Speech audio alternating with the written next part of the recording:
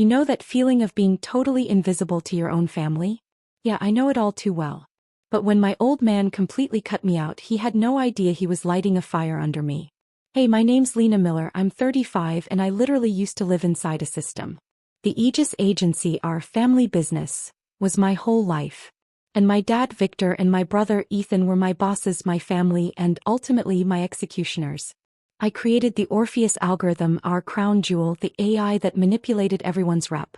It was brilliant, but lately it was really getting on my nerves. One morning, before a meeting I just knew was going to be a nightmare, I felt a different kind of chill. It wasn't the AC. It was that feeling that something was about to blow up. Before we keep going, quick question for ya in the comments. Where are you watching from? And hey, go ahead and hit that subscribe button, it seriously helps the channel out a ton. Thanks. You know, we spend our lives building up fortresses to feel safe, right? Mine was the Aegis Agency. On the outside, pure sparkle, mirrored glass reflecting the New York sky, the imposing name on the facade. On the inside it was my domain, my kingdom. I'm Lena Miller, 35, and for most of my adult life I was the brains behind the Orpheus algorithm. It wasn't just software. It was an artificial intelligence I programmed, fed, and that could both build empires of reputation and obliterate digital lives without a trace. My dad Victor was the big boss, the visionary. My brother Ethan, the face of the company, the charismatic one, the guy who did magazine shoots while I worked in the shadows. It was a functional setup, but it was slowly suffocating me. I lived in a loop of optimization, debugging code, and frankly, small injustices. Aegis was our family fortress, but also the stage for our dysfunction. My dad was always more interested in power and image than real connections. Then, well, he just wanted what was easy. Me. I was there to fix what they broke, to create what they couldn't even dream of. Last week, for example, Victor wanted Orpheus to annihilate an ex-client's reputation over a debt of honor, something really dirty. I argued, talked about the ethical risks, the legal loopholes. He looked at me like I was naive. Lena, you handle the code, I handle the business, he said, his voice cold as steel. That was our dynamic. I created the magic, he exploited it. And I stayed out of loyalty, out of a warped sense of duty. That morning, the air in the meeting room was heavy.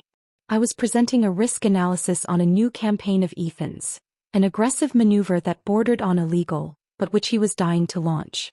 I was showing the flaws, the vulnerabilities, how the algorithm, if stretched too far, could expose us. My dad listened, but his eyes didn't have that spark of interest or concern I expected. Just a decision already made weighing on the room. He seemed annoyed by my logic. He slowly reached out without breaking eye contact and placed his hand on the master keyboard. My heart skipped a beat. I watched him press one key then another. The main system screen, the one projecting Orpheus for everyone in the room, flickered. Suddenly, a red message screamed in all caps, "Access denied. User deleted from Aegis system." The room fell silent. My name, Lena Miller, blinked next to the warning. It was as if my very existence was being erased in real time. I didn't have time to react. My dad's face was impassive, his hands still on the keyboard, as if he had just signed my digital death sentence. I was out. Wiped. Out of the blue and without any warning. I saw Ethan's triumphant look, that arrogant smirk he always wore when he thought he'd won. And my dad Victor with that disguised relief he could barely hide. They expected an explosion, maybe tears, desperate pleas. I could almost feel their pleasure in seeing me beg. But me. I just took a deep breath. It was a long exhale, carrying away the last shred of the old Lena, the one who cared about their approval. My hand slid into my pants pocket and found the flash drive. A small, almost invisible object, but one that held years of extra work, of ideas they considered outside the box, of code I programmed in the dead of night, purely out of passion, not obligation. I took the flash drive and, unhurriedly, placed it on the conference table. It looked insignificant there, but for me it was the weapon I was about to unleash. "All right," I said almost in a whisper. My voice came out firmer than I expected, cutting through the heavy silence in the room. All eyes were on me. And then I added the phrase that only made sense to me: "Orpheus is free." No one understood. Ethan looked at me with a raised eyebrow, my dad remained impassive. To them I was just a fired employee, maybe a little unhinged, throwing a last tantrum. But for me and for Orpheus, yes, I connected with my creation in a way they would never understand. It was a declaration of war. A promise. This firing wasn't just a cutoff of access. It was the liberation of years of pent-up anger. Of frustrations I swallowed, of promises my dad made and never kept. I remember every time he'd say, "Lena, your work is irreplaceable. You'll be rewarded." But the reward never came, just more work, more demands. Of the countless late nights I spent coding while they slept or were at parties. I remember one time I had a horrible flu, could barely get out of bed, and my dad called at 3 in the morning not to ask if I was okay, but to know if I'd finished the algorithm update. The health of my creation was more important than mine. I lived in their shadow, always the tech girl who kept the lights on but never the star. They used me, wore me out, and now they tossed me aside without a second thought. But they didn't know that the intelligence they valued so much was, in fact, a weapon I was about to turn against them. That all right wasn't acceptance. It was the calm before the storm. It was the certainty that their game was about to change.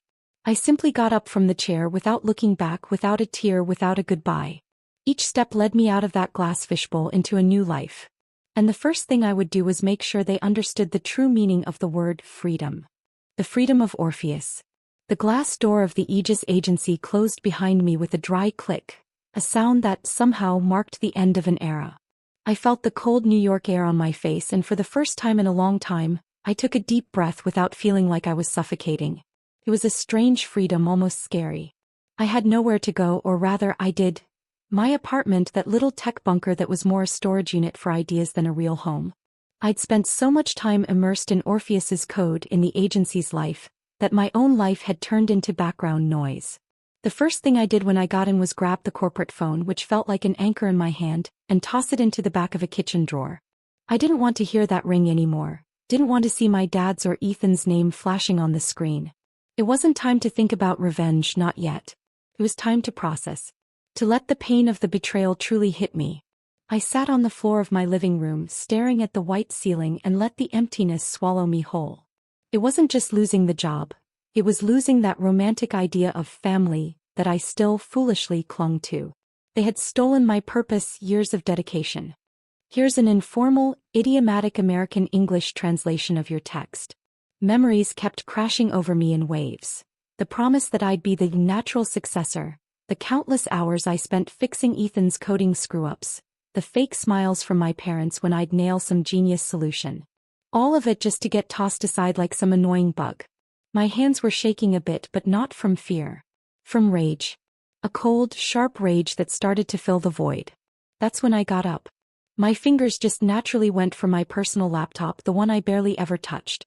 It was stashed away, practically dusty, full of files I called crazy ideas.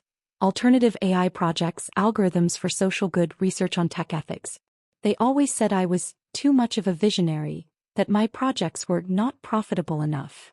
I opened an old folder crammed with code and diagrams. And there, like a breath of fresh air, the spark reignited. I started sketching out a new path. My own path. No more of their chains, no more of Ajaid's twisted goals. I had power in these hands, a mind they'd underestimated for years. And Orpheus, my creation, was out there, free, and only I knew how it really worked and what it could do unleashed. The pain fueled me, the sadness became strategy. I didn't even think about calling them, not for a second. They thought they'd silenced me, but I was just fine-tuning the melody of my own revolution. The darkness outside was perfect for what I was about to do. The first 24 hours after being cut off were weirdly calm. On one hand, I felt the heavy silence after years of noise and pressure. On the other, there was this energy building up inside me. I knew that back at the Ajaid agency, my dad and brother probably hadn't even truly missed me. They were probably laughing, thinking I was home, crying my eyes out, maybe even packing my bags to disappear. Little did they know I was hyped up and my mind, which they'd totally underestimated, was working overtime. I'm not one for explosions. I'm all about strategy. My anger is cold, calculated. And it was with that kind of anger that I started activating the little triggers I'd hidden in Orpheus. They weren't bugs, not glitches. They were like tiny code Easter eggs, lines of programming that only I knew how to activate, and they'd been chilling there for years, dormant. I'd cooked up these backdoors for emergencies. Who would have thought the emergency would be me getting kicked out? It was my insurance, my plan B, just in case their greed swallowed me whole. My intention wasn't to cause immediate disaster. Nah, that would be too obvious, too clunky. What I wanted was to plant seeds. Seeds of chaos.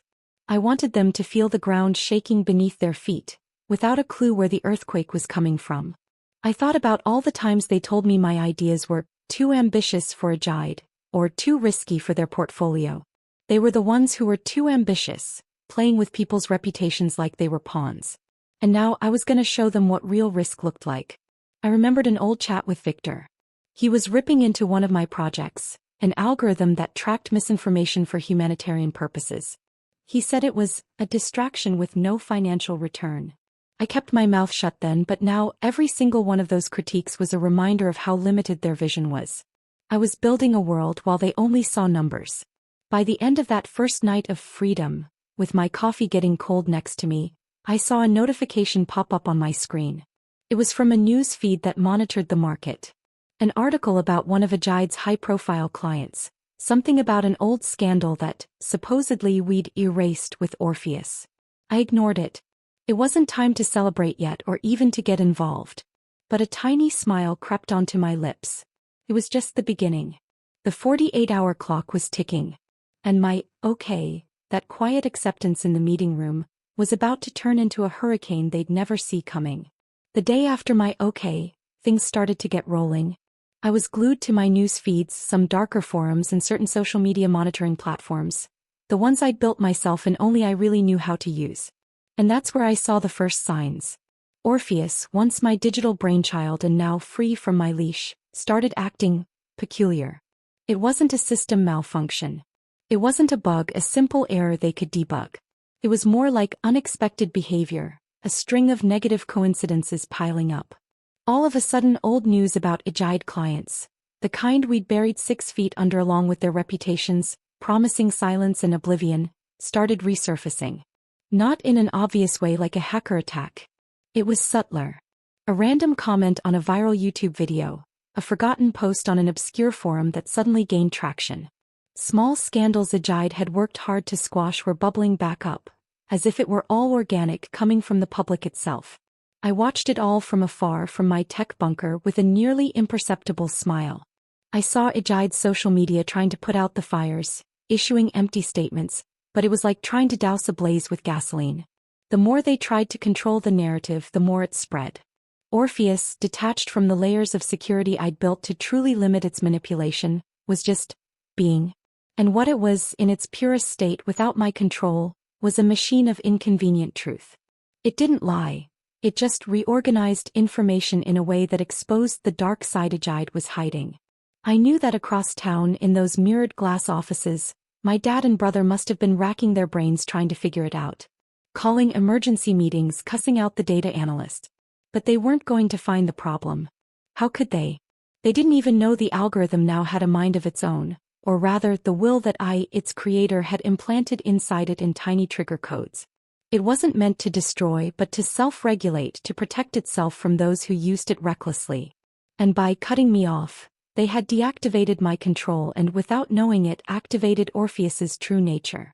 They had no idea what was coming. I could almost hear the phones at the Ajide agency, which must have been ringing off the hook already. Me. I was just there at peace watching the storm they'd unleashed themselves. Oh, the calls. My personal phone, which they somehow had the number to, probably still saved in some old contact list of Victor's, started blowing up. I didn't pick up any of them. I just let it ring and ring until the voicemail box was jam-packed. At first, the messages were full of rage, with my dad Victor sounding sharp and demanding. "Lena, what on earth are you doing? Call me back now." Then came the confused ones, with Ethan sounding more annoyed than worried. "Lena, this isn't funny, we're losing clients. Cut it out." And finally, desperation. My dad's voice, choked up, almost unrecognizable. "Lena, for God's sake, we need you. Orpheus, he's out of control. Please call me back." I listened to each one by one with my headphones on, sipping my coffee, chilling on my balcony. It was the soundtrack to my silent revenge. Every plea, every note of panic was like balm for my soul. Talk about ironic, right? They threw me out, gave me zero access, and now they were begging for my help. Me. I was just a brick wall of silence. These messages took me back in time, making me relive all the times I needed them and they just weren't there. I remember one time about 5 years ago when I was laid up in bed with a high fever, barely able to move. I had one of those flus that just knocks you flat. My dad called at 3 in the morning. I answered, groggy, hoping for a word of comfort, maybe a get well soon. But he just asked if I'd finished updating Orpheus for an important client. Not a single question about my health, just about work. There I was, sick, and all he saw was the algorithm. Or that other time when an ex-boyfriend broke up with me and my heart was in a million pieces. I cried in my room for days, and the only thing my brother Ethan cared about was that I was slow with coding. Lena, focus on work, for crying out loud. We've got a tight deadline. They never saw me as a person. I was a tool. The tool that built their empire. Those voicemails were music to my ears now, reinforcing my decision to keep quiet. Every single one was proof that my release wasn't just a firing, but the activation of something much bigger. They would reap what they sowed. And I was more than ready to watch the harvest. I just needed to make sure they had nowhere to run. The agency really started feeling the heat. It wasn't just phone calls or hysterical messages anymore. Orpheus problems, which I had unleashed, were causing a huge domino effect. Big clients, the ones who paid the hefty bills and kept Aegis afloat, started jumping ship. Nobody wants their reputation trashed overnight by some mysterious algorithm that suddenly digs up secrets and airs their dirty laundry. They hired Aegis to clean up their images, not to watch them crash and burn in public. Aegis, which used to be the go-to for image management, the guardian of reputations, became a total joke. The online articles just kept coming, each one more biting than the last. All of a sudden, the company that sold control was completely out of control. My ex-coworkers, who used to look down on me, must have been running around like chickens with their heads cut off, trying to figure out what the heck was going on. I could just picture the boardroom, once so polished, now a chaotic mess of nerves and finger-pointing. I felt a dizzying sensation watching everything I once helped build crumble. I won't lie, a part of me felt a tiny pang of sadness. It was my creation after all. Orpheus, before it became an instrument of power, was a passion project, the result of years of my love for code and AI. Seeing it used for evil and now causing this self-destruction was like watching a child go down the wrong path. But the other part, the Lena they suffocated for years, was ecstatic. This was justice being served. They always thought they were invincible, that the algorithm's power was in their hands, an on-off switch that controlled everything. Little did they know the real key, the intelligence that made it work at its deepest level, was something they couldn't just switch off with a click. I had embedded layers and layers of unethical code into it, which only I knew how to deactivate or reactivate. By cutting me out, they deactivated me and activated it. I actually had much deeper control than they ever imagined. Orpheus was now acting on its own, but its own will was actually my initial intention for it. To be transparent, to reveal the truth. And the truth was, Aegis was a house of cards. I could smell their desperation even from a distance. They were at rock bottom, and my silence was the only answer they'd get. While Aegis's world was going up in flames, with my dad and brother trying in vain to put out the fires caused by the free Orpheus, I was busy planting my own seeds. You know, when you get tossed aside in such a brutal way, the first thing that comes to mind is pure rage. But after a while, that rage transforms.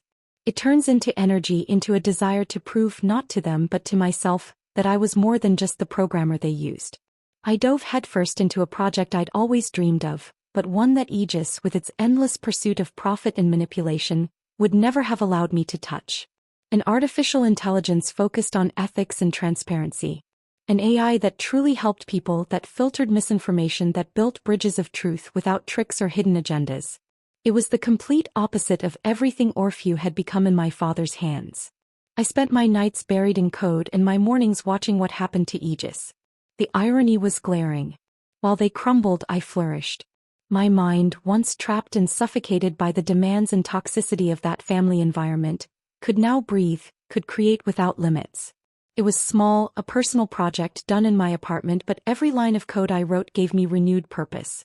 I realized my revenge wasn't just about watching them fall, but about rebuilding myself, finding myself again away from their shadow. I was creating my own garden, free from the toxicity of that whispering Eden that the Aegis agency had become. I started feeling a sense of lightness I hadn't felt in years. It was like a huge weight had been lifted off my shoulders. I wasn't just getting even, I was healing. I was redefining what success meant to me, and it had nothing to do with the Miller name or with Aegis. It was about autonomy, about freedom, about my own worth. So, something totally out of left field happened. One morning I checked my old email inbox, the one I barely used just for work stuff, totally unmonitored, and saw a message with the subject line, consulting.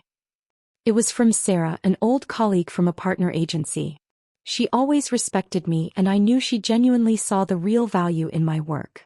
Turns out she'd heard some whispers about the Aegis crisis, and apparently she was in a bind with some tricky problem. She asked if I'd be up for some independent consulting. My heart absolutely did a flip. The world outside was starting to see me, Lena, the real Lena, while my old world was just crumbling. The seed of my autonomy, planted with that tabium, was finally sprouting. And I knew it was just the start of a whole new harvest, one I'd plant and take care of all by myself. Their desperation really started to ramp up. It wasn't just those non-stop calls I kept ignoring anymore. Now they tracked me down. I'm not sure if it was through some old contact or if they dug up some digital breadcrumbs I left, but they found me. One day I got a message from my dad, Victor, and his tone was completely different. No more anger or demands. It was practically begging. He wanted to meet, for an urgent talk. I hesitated, I gotta admit. The thought of facing them, seeing their faces after everything, just brought all the pain back. But a part of me knew it was time. It was the moment to show them the tables had turned. The Lena they trashed didn't exist anymore. I shot back a quick, okay, totally my style, leaving no room for misinterpretation. We set up a coffee at a neutral spot, far from the spotlight of Aegis Agency, which by then was more like a scandal light. When I got there, they were already waiting. My dad and my brother sitting at the table, and the scene almost made me crack up. Victor, always so spick and span, looked like he hadn't slept in days. Deep dark circles under his eyes, his suit all rumpled. And Ethan, always the charming one, had bloodshot eyes, his arrogance completely shattered. The image of power they used to project was totally destroyed. It was like seeing two deposed kings, practically begging for a sip of water. Victor, the guy who never bowed down to anyone, always the picture of unshakable authority, was now practically pleading. His voice came out in a hoarse whisper. Lena, please, the algorithm. It's destroying us. We can't stop it. Everything we built is going down the drain. Ethan tried pathetically to play the good cop, adding, Lena, you're the only one who understands. We need you. I listened to them, every word, every lame excuse, every plea. The satisfaction was massive, I admit. It was a sweet taste after so many years of bitterness. But the pain of their betrayal, that deep scar they left on me, was still there. And because of it, I didn't feel a shred of pity. They tossed me out, gave me zero access, treated me like disposable trash. Now they were right there in front of me begging for help.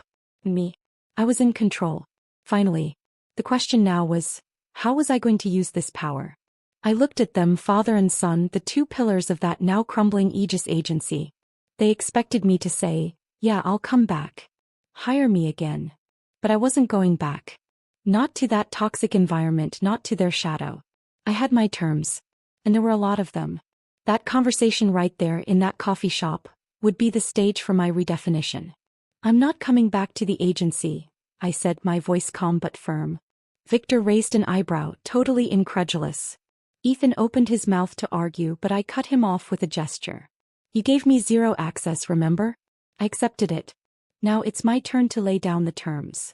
And my conditions, of course, weren't up for negotiation. First off, I'd demand full ownership of the Orpheus algorithm. Yeah, my creation. I wanted it to be legally mine. Not just the source code, but the rights, the patents, everything.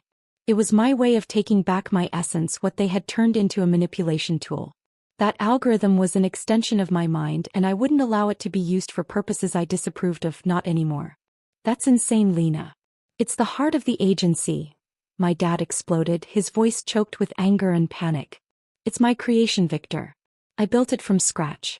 You just used it for your own ends. I shot back without missing a beat. I could see the conflict in their eyes. Wounded pride against desperate need. Second, I'd demand a hefty financial compensation. For all those years of unrecognized work, for the late nights, for the sacrifices I made while they reaped the rewards. For exploiting my intelligence and my loyalty. It wasn't about greed, it was about justice. It was about proving my worth was undeniable and that they owed me. And third and most important to me, was total autonomy over my own projects and the future of Orpheus. No interference ever again. I'd build my own path with my own values. No hidden agendas, no manipulations. It was my chance to use technology for good like I always wanted. They tried to bargain, of course. My dad, his voice almost pleading, said I was asking for too much, that I was running them into bankruptcy. Ethan tried to manipulate me with some BS about family and starting over. But I was rock solid. I held their gaze unshakable. They were backed into a corner. I had what they needed, the knowledge to stop Orpheus and maybe save what was left of Aegis. In them, they had nothing left to offer me but my own freedom. And I was about to make them pay the price for it. In the end, they had no choice. I could see the rage in my dad and brother's eyes, the way they clenched their fists under the table, but their desperation was bigger than their bruised pride. Victor and Ethan, gritting their teeth and their dignity shattered, accepted my conditions. They signed the papers. The transfer of Orpheus's ownership, the financial compensation, the guarantee that they'd never meddle in my professional life again. It was the sweetest moment of my life, seeing them submit, knowing I'd won without raising my voice. I didn't go back to the Aegis agency. Not for a second did I even think about stepping foot in that place again. From where I was, in my own office, a small space I was already setting up for my projects, I started working to stabilize the Orpheus algorithm. It wasn't to restore their power, never. It was to cleanse it, to remove the toxic manipulations, the vulnerabilities they had exploited without the slightest scruple. I knew every loophole, every malicious code they had forced me to insert or ignore. And now I was undoing everything. It was like detoxing a creature that had been poisoned for years. The Aegis agency? Yeah, it survived, but it's a shadow of its former self. The whole reputation crisis that Free Orpheus caused was a death blow to their perfect image. They lost most of their big clients, their stock nosedived, and the name Aegis became a byword for scandal. From being untouchable, they became tiny and completely discredited. Their reputation empire came crashing down, and their own reputations, Victor's and Ethan's, were shot to hell. They tried to bounce back, but without my touch, without my brain, Orpheus was just a bunch of code. As for me, I had Orpheus now. My creation legally mine. It was an indescribable feeling of freedom and power. And the best part? I started using it in ways they never could have imagined. Not to tear things down or manipulate, but for good. I started developing projects to fight fake news, to give a voice to marginalized groups, to protect data privacy. No manipulation, no dirty secrets, no hidden agendas. It was like having a superpower but with an ethical purpose. I wasn't just the quiet programmer in the back of an office anymore. I was the architect of a fairer digital future. The Lena they tried to erase was stronger than ever, rewriting not just the code but the very narrative of my life. Today I look back and see that being cut off like that, brutally, without warning or discussion, was the best thing that ever happened to me. Sounds crazy, I know. Who'd have thought getting kicked out of your own family and your own job would make you feel so free? But it's the honest truth. I have my own company now, small, yeah, but with an impeccable reputation and clients who don't just buy a service. They believe in what we do. It's not about manipulating anymore. It's about genuinely building with transparency and ethics. Do I see my dad or brother? Rarely. The tech world is big, but sometimes at an industry event our paths cross. The dynamic, however, has totally shifted. They look at me with a mix of resentment and forced respect. You can feel it in the air. They know I won. Not with lies or dirty tricks, but with my own intelligence and the integrity they so despised. It's a silent victory, but it's as sweet as the breakfast I have every day, unhurried, without the weight of that office. For me, revenge wasn't about making them suffer forever. It wasn't about their total ruin, even though the financial and image damage was huge. Deep down, my revenge was about freeing myself. It was about proving my worth to myself and then to the world. I needed to break those invisible chains that tied me to them and that toxic mindset that power was everything. And I did it. The Orpheus algorithm, the one that was once the heart of the Aegis agency and that they tried to steal from me, is now mine, all mine. It has a new name and a new purpose. Under my control, it's a testament to what I'm capable of creating when I'm free to innovate and do good. It's like it was reborn with me for a new life. I don't have to play their game anymore. Their rules. The ones that suffocated me. I created my own game with my own rules. And oh, I feel freer than ever. That freedom is priceless. There's no code that can measure the peace I feel. That's it, that's my story. A story of loss, of finding myself again, of revenge, and most importantly, of freedom. What about yours? What's your comeback story? The one where you faced a huge challenge and came out on top stronger than ever? Tell me about it in the comments. I'd love to read them.